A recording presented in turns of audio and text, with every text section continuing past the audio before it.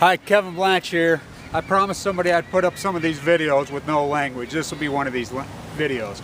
I want to give you some background on how this thing all evolved and where I'm coming from, what this YouTube rant's all about, and about how the environment trumps everything. And how about this environmental poison that's been going on the last 2 years trumps everything. And nothing else really matters. Nothing else really matters. Look, I started this YouTube gig as to build credibility, as a PhD study, as I was getting ready to start my own hedge fund. I was on Wall Street all through the 90s. I happened to graduate got lucky enough to go through Clyde Cooley's program, graduate the #1 finance school, the #1 undergraduate program in America. Just got lucky enough to get in at my age. That picture that's on my Facebook, and you're all invited to go to my Facebook anytime, that picture is graduation day in 1996, as I built that house with cash. I made enough money to build that cash in the derivatives market, in the futures market in one day. I grew up trading cattle futures in the derivatives markets with my father and my grandfathers right here in this town. As Caleb in Steinbeck's east of Eden. That stuff's real. I was just like that. I started making scores in the derivatives market at 16, 17 years old. I understood how to do these things as I went to college. And I went to Wall Street. I realized how corrupt and evil it was. I had no idea till I got there. I was the #1 trader in our firm out of 400 people, 4 consecutive years. Did I make the most money? Not even. I was so disgusted. I watched the hierarchy. I watched people like Kramer. I watched people like Kool-Aid Cutler just lie. I watched them become in vogue. I watched them lose people's money over and over. I got more disgusted and more disgusted. I watched people that I went to school with become mortgage brokers and just forge paper left and right, who are now mayors in this town. I got so sick of the white collar. I could not stand it. I could not stand it. Well, we were lucky enough to get an MBA program from the #1 finance professor maybe this country has ever seen, the legendary Clyde Cooley. He and I were close. I came back. I says, I'm going to get that first MBA. That first MBA from him. As I walked in, where is he? He got attacked. His brain was attacked by some rare cancer. He was mowed down. The most brilliant mind I ever known. Mowed down. I was asked to step in. I did not even have my MBA at the time. I was asked to step in by Kyle Madsen. He asked me, can you teach? I don't know the derivatives market. I don't know the financial markets. I don't know the MBA. This criteria set up, I was thrown in there. Yes. So I did it. I stepped in, and he gets lung cancer, a non-smoker, and he is mowed down. As I stepped in, as you people watch, I posted that video. This was a finance gig. This was my PhD study. This was post-ignorance, as I call my PhD, as I was so disgusted to the rhetoric and tried to prove, as a PhD, your hypothesis, your thesis, your conclusion, you have to prove it. I wanted to prove that we are the dumbest, most ignorant people in the Western modern world in history. That's what I set out to do. That's what I set out with this camera, 2,000 interviews. What's your opinion of Congress? Including professors. Who's your congressman? Don't know. 94 people out of 2,000. As I dug into this, and I'd used YouTube. I wanted to build credibility because I wanted to start my own hedge fund. As I got ready to start my own hedge fund, there was a guy named Southwick here. I call him the Mormon Madoff. And I watched him. He had no clue. He knew that I knew that he was a liar. I went to the media and exposed the fraud. They wouldn't report. I went to KSL. I went to the Standard Examiner hundreds of times. He robbed hundreds of millions of dollars here. He didn't have a clue. I watched the so-called people calling themselves hedge funds when they had no clue what a hedge fund even really was. I got so disgusted with it. Well, if you watch that video, as I put up September the 15th, you can hear in my voice I was sick that day. I did not know I was sick. As I got sicker and sicker, I had no idea. As I put up a video, as you guys have been watching my videos from day one, there's been plenty of people, you know what my financial calls. I wanted to build credibility. I wanted credibility through my financial videos to be a real hedge fund, as I made a lot of people a lot of wealth over the years, and I wanted this to be sincere. I wanted this to be grassroots. I wanted this to be me. As I was teaching, that was the last lecture, official lecture I ever gave.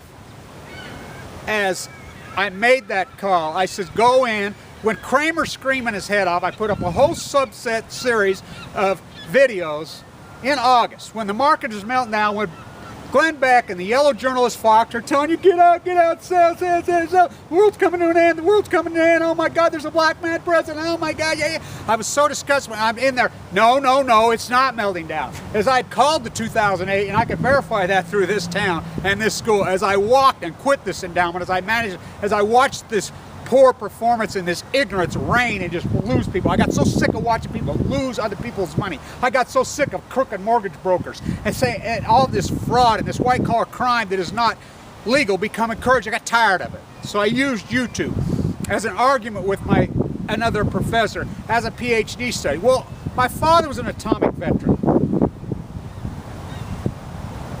As I watched him be nuked to death, I wanted to incorporate environmental economics into my PhD. As I've been the #1 advocate for the atomic veterans for the #1 in the world. As I've wrote, I've lectured, I've educated so many for so long about that. When people thought it was a total lie, they didn't believe you when you said there was 40,000 U.S. drafted Marines that were human guinea pig to death. People laughed at you.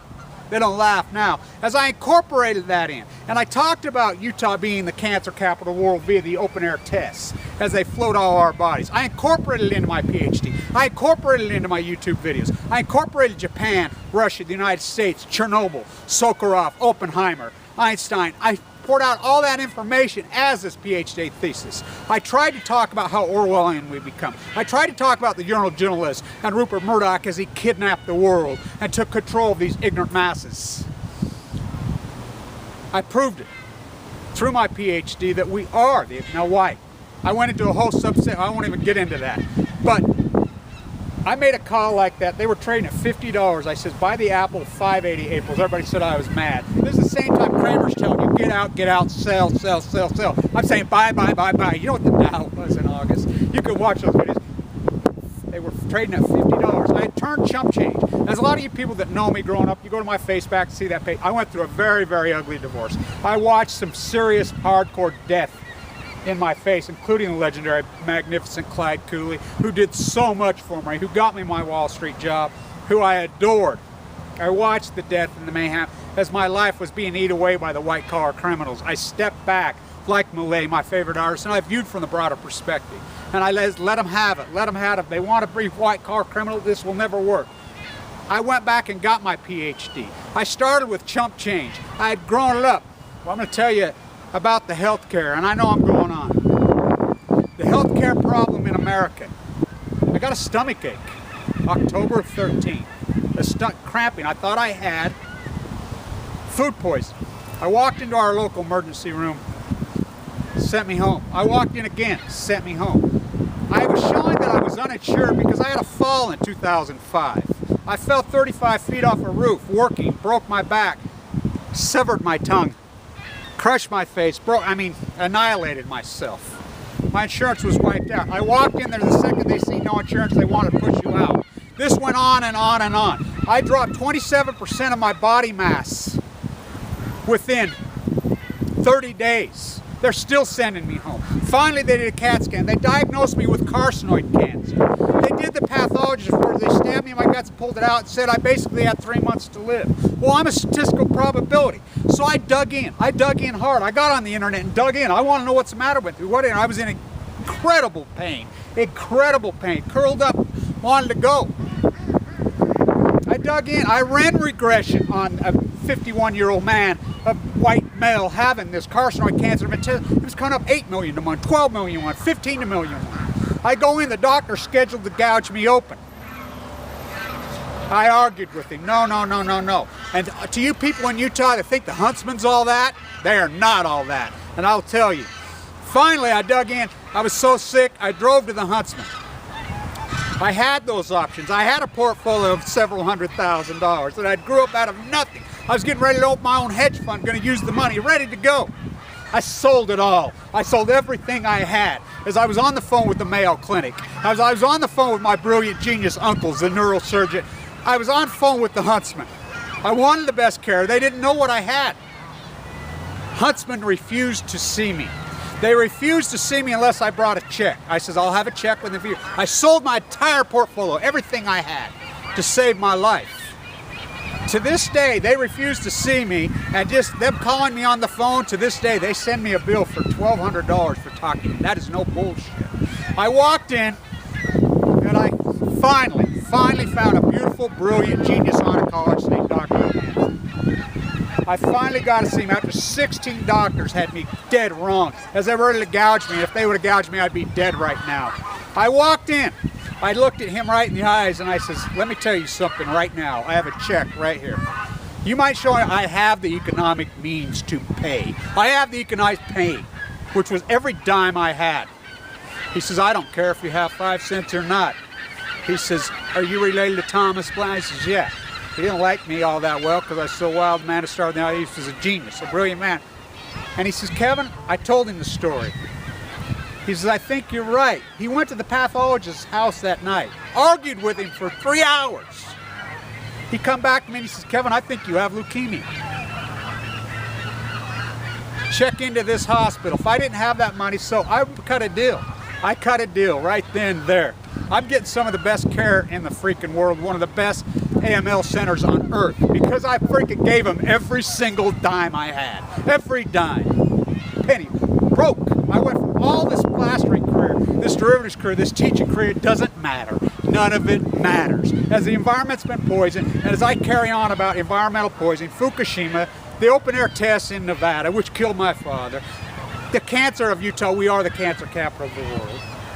Chernobyl, as I carry on, then I get it. The odds, hundreds of millions, if not trillions to one. Honestly, trillions to one. As people step forward, it was over, magnificently over. My beautiful derivative trading career, my beautiful plastering career, my happy, beautiful, incredible life that I just absolutely loved life. I was in incredible condition. I did all the right things. I ate the right things. I did freaking work out my whole life. I did all the right things. It doesn't matter. It was magnificently over. Has this changed my life dramatically? So hardcore that it's unbelievable. Has it changed me as far as my core? No. Has it heightened me? Yeah. Everybody says, what are you doing for a living now, Kevin? And I says, I'm fighting cancer. I go down to that hospital every single day. They plug me in. I've had chemo 3-4 times. I mean, hard. The hardest of the hardcore chemo. Hardcore. I've been to the edge. I have stood and looked down. I kept that Leonard Bird book close to me. Look, it doesn't matter about your money. It doesn't matter about your career. It doesn't matter about your health. It doesn't when it comes to the environment. As what's happened to this earth the last 2 years is BP has poisoned and destroyed it. As the Fukushima nightmare reigns over us. 311 will dwarf 9/11. 311 will dwarf. Is this a coincidence? I don't know. Is life more than who we are? Absolutely. All your money can another minute buy? Doesn't matter. As I make a financial call like that, you know how hard that is to do? You know how changed that was? You know if I wouldn't have had to sell out that day, what kind of dough? I hope somebody listened and somebody bought that. As my credibility, now I fight for my life. Now I fight for my life. I am stricken. I am very, very, very sick. And I made the decision. Argued with several doctors. Several doctors told me I shouldn't do this. Several doctors told me, you go, Kevin. I made the decision 2 months ago that I would not just lay in that bed and not rest, which I was told to do. I made the decision that I was going to be passionate and I was going to fight.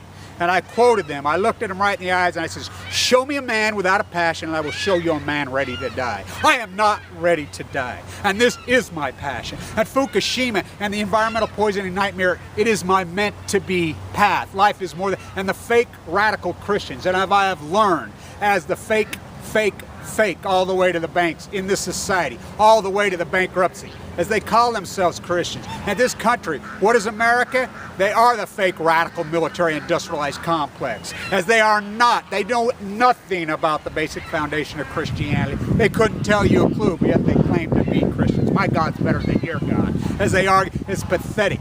The hair-sprayed far-right radical creeps. This is my passion. It is no coincidence my father was marched into the trenches and human guinea pigged and nuked to death, that magnificent, brilliant, incredible man. As John Steinbeck said in my favorite book, in my favorite writer, Grapes of Wrath, if you're ever in a time of need, go to the poor. Do not go to the rich people, go to the poor people. They are the only ones that will help. The only ones. It is so true. As all you people have came to my site, I love you guys. I am penniless now, and I've always had money. I had a lot of money, always had successes. I am wiped out. It doesn't matter. I'm alive. I am alive, thanks to all of you people. You people that I've never even met coming to my side, standing, locking arms with me. There are a lot of beautiful, incredible people out there, and there are a lot of evil creeps. And it's hard to identify who they are. But I know something. The far-right neocon Republican has never. These people that I made so much money for so many years in the hedge fund, I made people that watch my videos, people that I have managed their endowments, people that I've managed. Not one of those guys has stepped up with a dime. I don't want their fucking money. You people that have stepped up and helped me, you mean everything to me. Hopefully I will survive and something can come out of this and I can be whole again. But for now, the fight is on. I am in full flight. I am very, very, very sick. I refuse to lay down and die. I refuse, I refuse. This is my passion. There has to be a reason for this. I cannot sit and rant and rave about nuclear poisoning and go off like I've gone off and then I get it. I rant and rave about cancer and leukemia, then I get it. This cannot be coincidence. This cannot be coincidence. Kevin Blanch. Post ignorance someday, not today.